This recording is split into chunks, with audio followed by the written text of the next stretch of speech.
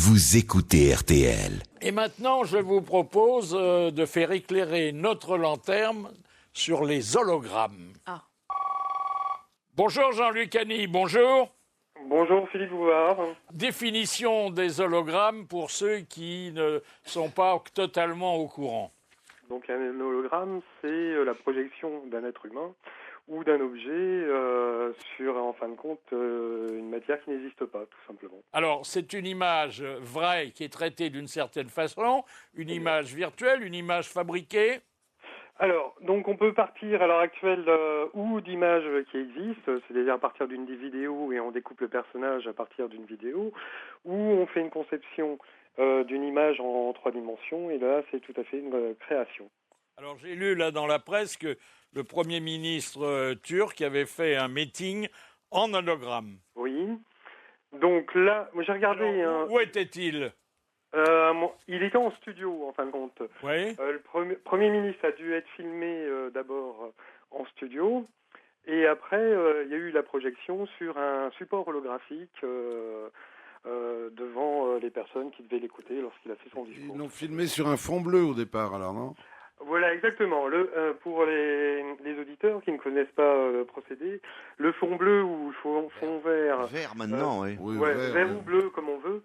C'est tout simplement pour insérer un paysage. Mais là, en l'occurrence, c'est pour mettre tout simplement du noir. Mais il y a des concerts qui sont en hologramme. Black Eyed Peas au Stade de France, la chanteuse était en hologramme. Exact, oui. Black Eyed Peas, il y a eu Tupac, qui était aussi fait en hologramme. Est-ce qu'il y a des films X en hologramme ? On peut faire des films X en hologramme, il n'y a pas de problème. Ouais. Et Hollande, dans la cour, dans le jardin de l'Élysée, c'est en hologramme ou c'est vraiment dans le jardin de l'Élysée ? Ah, ça, je suis pas au courant. Est-ce qu'un jour on pourra téléphoner en recourant aux hologrammes ? Écoutez, je suis au courant des dernières technologies qui arrivent. Là, à l'heure actuelle, tous les hologrammes ont besoin d'un support.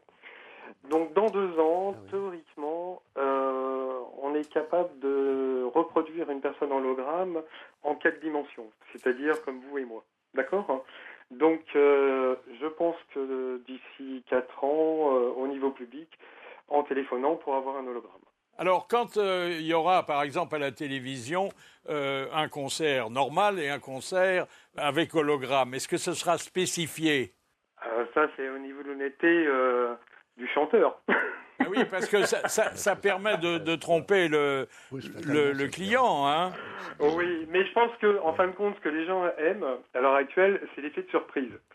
C'est-à-dire que vous annoncez que ça va être un hologramme, et le fait que ça fasse apparaître un chanteur qui est décédé, par exemple, c'est l'effet de surprise, et les gens sont assez stupéfaits de la réalité. Puis on peut avoir un vivant et un mort, hein. Voilà, exactement.